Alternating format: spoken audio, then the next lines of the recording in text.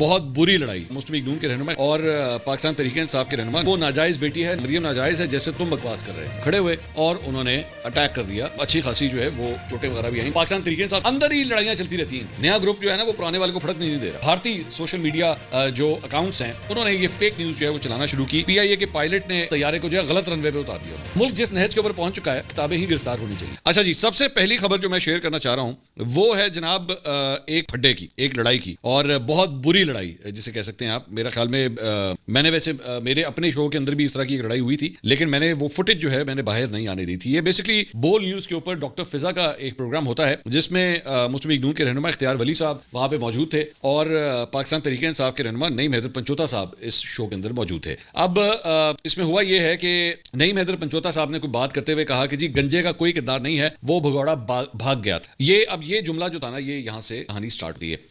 उसके बाद इख्तियार वली साहब ने सवाल किया कि ये बताओ कि टिरियन कौन है। अब पहली बात तो ये कि नईम हैदर पंचोता साहब ने जो लफ्ज इस्तेमाल किया वो उनको नहीं करना चाहिए था। मतलब किसी को इस तरह फिजिकल एट्रीब्यूशन के साथ जो है पुकारना कोई समझ से बाहर है ये चीज। वैसे इमरान खान साहब भी ये करते रहे हैं माजी के, ये गंजे, वो दो गंजे, वो ये मैं इस तरह की बातें करते रहे हैं, लेकिन ये नहीं करना चाहिए। दूसरी बात ये कि उसके बाद ये जो टिरियन वाली बात थी जो इख्तियार वली साहब ने की, अनरिलेटेड बात, मतलब व्हाट्स द पॉइंट के डिस्कशन किसी और पॉइंट पे हो रही है, टिरियन बीच में कहां से आ गई? मतलब टिरियन का कोई सेंस नहीं बनता ना कि आप उसको डिस्कस करें। उसके बाद नईम हैदर पंचोता ने कहा आप बताओ कि टिरियन कौन है, आप बताओ। तो इख्तियार वली साहब ने कहा वो नाजायज बेटी है, नाजायज औलाद है। तो नईम हैदर पंचोता ने कहा कि मरियम नाजायज। इख्तियार वली साहब ने कहा कि मरियम कैसे नाजायज है? नईम हैदर पंचोता ने कहा कि मरियम नाजायज है जैसे तुम बकवास कर। ये आगे अब मतलब ऑलरेडी आप समझ लीजिए कि टेंपर जो है वो हाई हो चुके हैं, गुस्सा जो है वो हद से ज्यादा बढ़ चुका है दोनों के अंदर, और अब वो अलाप शलाप बोल रहे हैं। फ्रैंकली स्पीकिंग ये दोनों मेरे गेस्ट हैं, मेरे शोज के अंदर आते रहे, मैंने इनके साथ बहुत शोज किए हैं, बल्कि कल रात को भी इख्तियार वली साहब मेरे शो के अंदर आए हुए थे और नईम हैदर पंचोता साहब आसमा शिराजी साहब के शो में आए हुए थे। मतलब वो 8 बजे के शो में बैठे हुए थे और जो दूसरा बंदा था वो 10 बजे मेरे शो में बैठा। तो वहां से उसके बाद इख्तियार वली साहब ने बोला कि बताओ कैसे नाजायज है, और साथ ही उसके बाद इख्तियार वली साहब जो है वो खड़े हुए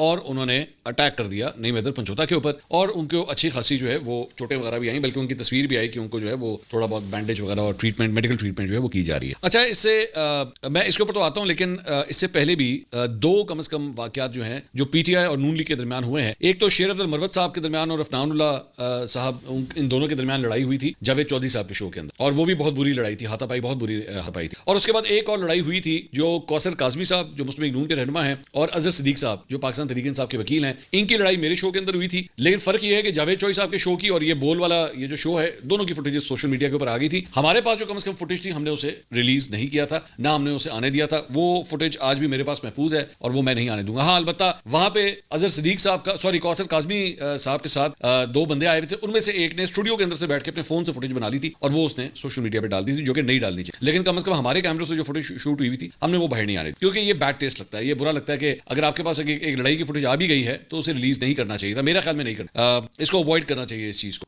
आपको उसको वैसे डील करना चाहिए उस चीज को। अच्छा, इस सारी चीज के अंदर मैं ये समझता हूं कि यहाँ पे भी इख्तियार वली साहब ने जो है वो हाथापाई पहले की है। उससे पहले जो गुफ्तगू हो रही थी दोनों साइड्स ने जो है वो बिल्कुल इररिलेवेंट किस्म के आर्गुमेंट्स दिए। मतलब जो जुमले बोले, ये ना जायज, वो ना जायज, टिरियन कौन, ये गंजा, मतलब इररिलेवेंट। हमने बहुत से टॉक शोज किए, मेनी टाइम्स दिस हैपेंस के लोग जो है ना वो बिल्कुल ट्रैक से ही उतर के कोई और ही बातें करना। मतलब आप सवाल उनसे बिजली की कीमतों पे करेंगे, महंगाई के ऊपर करेंगे, या आप सुप्रीम कोर्ट के हवाले से, या आप कोई अमेंडमेंट्स के बारे में बात करेंगे, कानून साजी की बात करेंगे, और वो फिजिकल एट्रीब्यूशंस के ऊपर और गालम गलोच की तरफ जो है वो ले जाने बात। इख्तियार वली साहब एक सीनियर हैं, उनको ये हरकत नहीं करनी चाहिए। मेरा ख्याल में उन्होंने हाथ उठाया है और वो गलत किया है। मुझे खुशी इस बात की है कि अफनानुल्लाह साहब और शेर अफजल मरवत साहब के दरमियान जो हाथापाई हुई थी वो खत्म हो चुकी है, दोनों में दोस्ती हो गई है, दोनों ने दरगुजर कर दिया उस चीज को, and that fight is over now. लेकिन अभी एक चीज को खत्म हुए मेरे ख्याल में हफ्ता हुआ है, ये इस वाली लड़ाई को अभी दोनों बगलगीर हुए थे और अभी हफ्ता हुआ है, और यहाँ पे दो, अच्छा यहाँ पे फर्क ये है कि दोनों में उम्र का भी बहुत फर्क। नईम हैदर पंचोता साहब एक निस्बतन जवान इंसान है, इख्तियार वली साहब बहुत सीनियर हैं। इख्तियार वली साहब को मेरे ख्याल में उनके ऊपर ज्यादा जिम्मेदारी आती कि उनको ये हरकत नहीं करनी चाहिए थी। कुछ भी हो जाए, मैं समझता हूँ जो सबसे पहले हाथ उठाता है ना वो गलत होता है। बाद में वो रात को मेरे शो में तशरीफ लाए थे, मैंने उस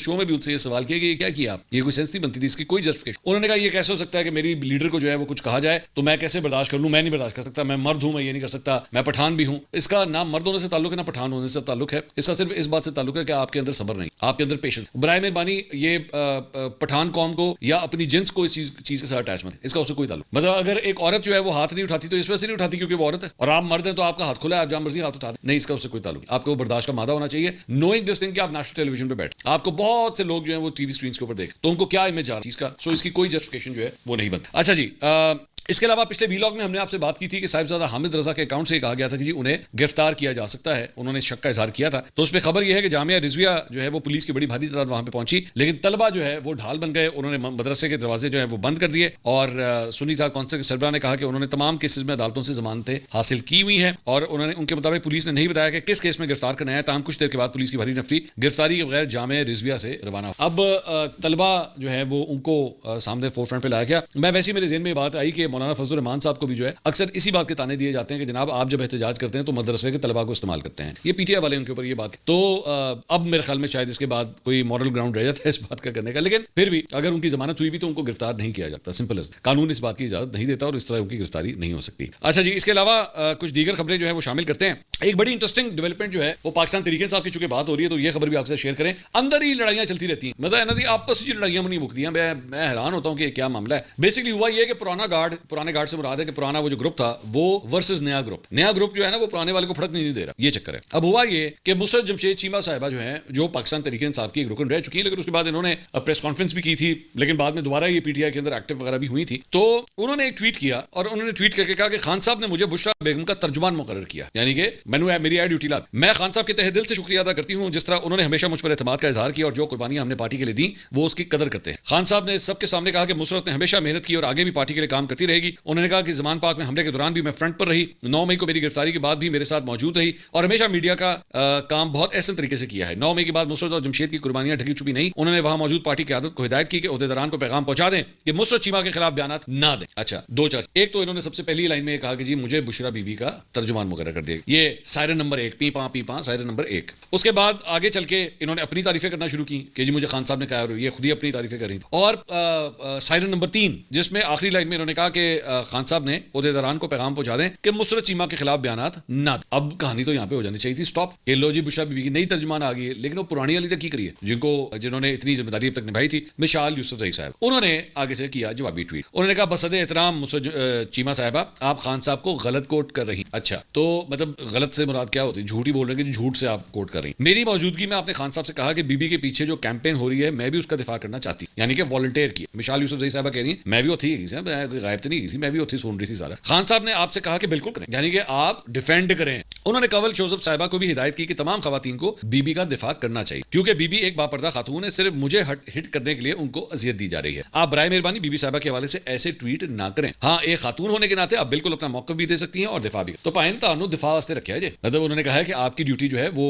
डिफेंस करने की है, तर्जुमानी करने की नहीं है। तर्जुमानी जो है वो मिशाल यूसुफजई साहिबा के पास ही है। उन्होंने फौरन 1 मिनट में उन्होंने कहा एंज खबरदार जो मेरी सीट लेने की कोशिश। तो मिशाल यूसुफजई साहिबा जो है वो इनके ये पहले जो है वो मुशीर भी थी, इनके पास ओहदा भी था वहां पे केपी हुकूमत के अंदर, फिर हटा दिया गया था, फिर वापस आ गई थी, फिर दोबारा हटा दिया गया। मतलब इनको लिटरली फुटबॉल बना के रखा है इन्होंने, या फुटबॉल की तरह इनको ट्रीट किया गया। तो मेरे ख्याल में वो इनकी वैसी इनसिक्योरिटी थी कि लो जी उन साढ़े को एक कोई ओहदा रह गया सी, वहां से तो हटा दिया, अब तो एक ही ओहदा रह गया था बुशरा बीबी की तर्जुमानी का, तो इतने भी मेरे फुटबॉल बनाना। तो इस वजह से उन्होंने बीच में छलांग मारी कि ना ना ना ना खबरदार तर्जुमा ताड़ी नहीं। अच्छा जी, इसके अलावा इन्हीं खातून के हवाले से एक और खबर भी बड़ी इंटरेस्टिंग कल डेवलप हुई और वो ये है कि रावलपिंडी की ज़्यादा दहशतगर्दी अदालत में 9 मई जीएचक्यू हमला केस के सिलसिले में इन्होंने अपना वकालतनामा वहां पे जमा करवाया, जो कि इनको बड़ा महंगा पड़ गया। हुआ ये कि समाअत के दौरान प्रोसिक्यूटर जहीर शाह ने कहा कि मिशाल यूसुफजई ने इमरान खान की जानिब से वकालतनामा जमा कराया है। वकालतनामे पर एतराज करते हुए उन्होंने कहा कि खैबर पख्तूनख्वा बार की जानिब से मिशाल यूसुफजई का लाइसेंस मुअत्तल किया गया है, तो इस सूरत में वो वकालतनामा कैसे दस्तखत करा सकती हैं? उनकी जानिब से जालसाजी किए जाने पर अदालत तादीबी कार्रवाई करे। अदालत ने लाइसेंस मनसूखी के बावजूद वकालतनामा जमा कराने पर मिशाल यूसुफजई को शो कॉज नोटिस जारी कर दी। अदालत ने रिमार्क्स दिए कि मिशाल यूसुफजई लाइसेंस मनसूखी की तरदीद नहीं कर सकी और बादियों नजर में यह प्रोफेशनल मिसकंडक्ट है। अदालत ने कहा कि मिशाल यूसुफजई आइंदा समाअत पर शो कॉज नोटिस का तहरीरी जवाब अदालत में जमा कराया और बताया कि उनकी लाइसेंस मनसूखी के लिए बार कौंसिल को क्यों ना लिखा जाए और उनके खिलाफ फौजदारी कार्रवाई क्यों ना की जाए।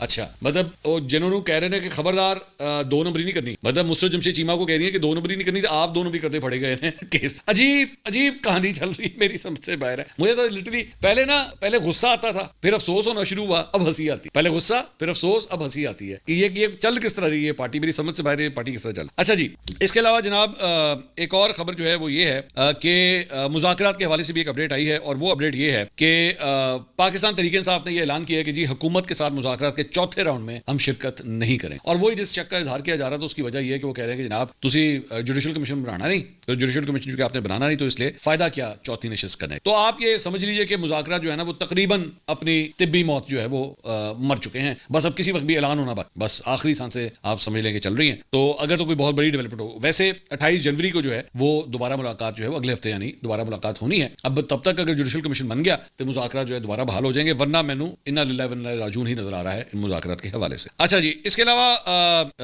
इमरान खान साहब ने जनाब मीडिया से और वकला से गुफ्तगू की है। वो इमरान खान साहब के ऑफिशियल अकाउंट से ट्वीट हुई। उन्होंने कहा कि जी याह्या खान पार्ट 2 के इक़्तिदार को तूल देने और 9 मई के वाक़यात को छुपाने के लिए काजी फाइसा ने 9 मई फॉल्स फ्लैग ऑपरेशन और 8 फरवरी इंतखाबी धांधली से मुतालिक हमारी परेशान नहीं सुनी। तहरीक इंसाफ के साथ तारीख की बदतरीन इंसानी हकूक की खिलाफवर्जियां की गई। जिले शाह से लेकर समी वजीर तक हमारे साथ जुल्म जबर की एक तवील दास्तान है। हमें मुल्क भर में किसी भी अदालत से इंसाफ नहीं मिल सका। अदालतें मफलूज हैं। आज भी इनको यही खौफ है कि कोई जज मेरिट पर हमारी इंसानी हकूक की खिलाफवर्जियों की दरख्वास्तें ना सुन ले और कहीं हमें इंसाफ ना मिल जाए। ये जो भी कर लें, खुदाई कानून है कि जुल्म जबर का दौर ज्यादा देर तक नहीं चल सकता। मैं सऊदी अरब के वली अहद शहजादा मोहम्मद बिन सलमान का इंतहाई मशकूर हूँ। उन्होंने मेरी अपील पर 7200 के करीब गरीब और मुस्तहिक पाकिस्तानियों को सऊदी अरब की जेलों से रिहा किया। मैंने हमेशा यही कोशिश की कि अपने ओहदे असर रसूख से आम पाकिस्तानियों की जिंदगी संवारने का इकदाम कर सकूं। मेरा सियासत में आने का मकसद भी यही था और मैंने तादम इसके लिए जद्दोजहद मैं जारी रखूंगा। तो इन आम पाकिस्तानियों में तो फिर मलिक रियाज भी आता है, तो फराग होगी भी तो उन्हीं आम पाकिस्तानियों में शामिल हैं, वो भी तो वापस नहीं आ रहे अभी देखो। खैर, उन्होंने ये जनाब ये सारी जो है इसके अलावा जनाब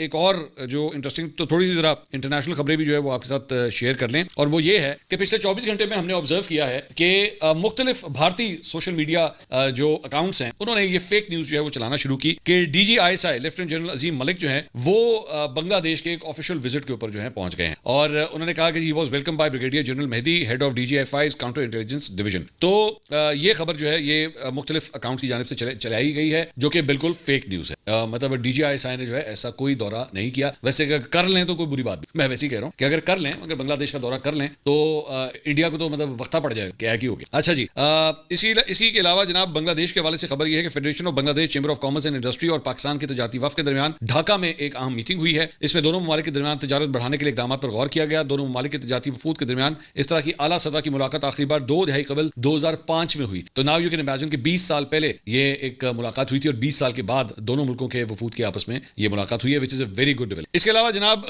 एक और खबर यह है कि एमिरेट्स एयरलाइन ने कराची एयरपोर्ट के ऊपर जो है वो कार्गो टर्मिनल के लिए 90,000 स्क्वायर फुट की जगह मांग ली है। कार्गो बिजनेस की बढ़ती तलब के पेश नजर जो है उन्होंने ये जगह डिमांड की है क्योंकि उनका काम बहुत ज्यादा बढ़ चुका है। तो इस वजह से which is a very good sign कि इसका मतलब है इकोनॉमिक एक्टिविटी हो रही है, चीजें आ जा रही हैं। दिस इज गुड साइन कि इसके अंदर ये डेवलपमेंट हो रही है। लेकिन एक और जो बुरी खबर है वो ये है कि महकमा मौसमियात ने मुल्क के बेशतर इलाकों में कम बारिशों की वजह से खुश साली जैसी सूरत हाल का इंतबाह जारी किया है। और उनके मुताबिक 1 सितंबर 2024 से 15 जनवरी 2025 के दरमियान मामूल से 40% कम बारिशें हुई हैं और सिंध में बारिशें मामूल से 52%, बलूचिस्तान में 45% और पंजाब में 42% कम हुई हैं। ये बहुत बड़ी रेशो है, अराउंड 50% का इसका फर्क पड़ रहा है। इवन दो ये भी मैं साथ ये भी कहना चाहूंगा कि नदर्न एरियाज के अंदर भी जो है बर्फबारी भी इस मरतबा बहुत कम देखने में आ रही है। क्लाइमेट चेंज के हवाले से पाकिस्तान एक ऐसा मुल्क है जो बहुत ज्यादा असरअंदाज हुआ है इस चीज की वजह से। और ये जो बदलते वेदर पैटर्न्स हैं इसकी वजह से पाकिस्तान को बहुत शदीद नुकसान होता है और ये बहुत वरिंग साइन है कि पाकिस्तान में बारिशें जो है इस मरतबा बहुत कम हो रही है। इसके अलावा एक और खबर जो है वो सामने आई, वो ये है कि जनाब PIA के पायलट ने एक बड़ी गफलत का मुजाहरा किया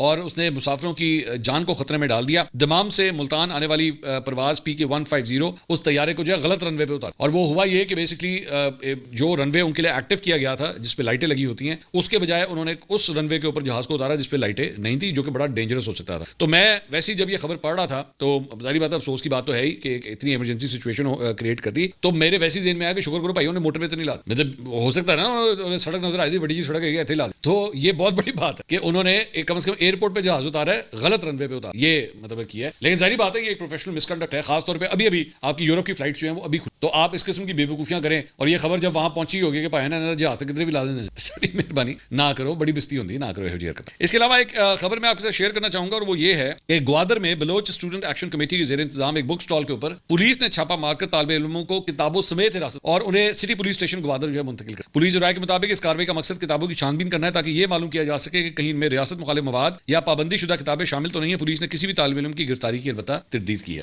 तो लेकिन किताबें उठा के ले, वो किताबें गिरफ्तार हो तो कह रहे तालिब इल्म हमने गिरफ्तार नहीं किए, किताबें गिरफ्तार हो गई। तो मुल्क जिस नहज के ऊपर पहुंच चुका है यही होना चाहिए, यहाँ पे किताबें ही गिरफ्तार होनी चाहिए और उन किताबों से पूछना चाहिए था, उनको फेंटी भी मारनी चाहिए, उनको बिजली के झटके भी लगाने चाहिए, उनकी आंखों के ऊपर पट्टियां भी बांध देनी चाहिए कि तुम क्यों लोगों के अंदर जो है इल्म बांट, तुम्हें शर्म नहीं आती, लोगों के अंदर किसी किस्म का ज्ञान नहीं जाना चाहिए, उनको जो बस बता दिया जाए, जो कोर्स की किताबों में पढ़ा दिया जाए, हिस्ट्री सिर्फ वही है, बस तारीख सिर्फ वही है, वही सब कुछ है, बस इसके अलावा जो सरकारी नैरेटिव है बस उसको फॉलो करो।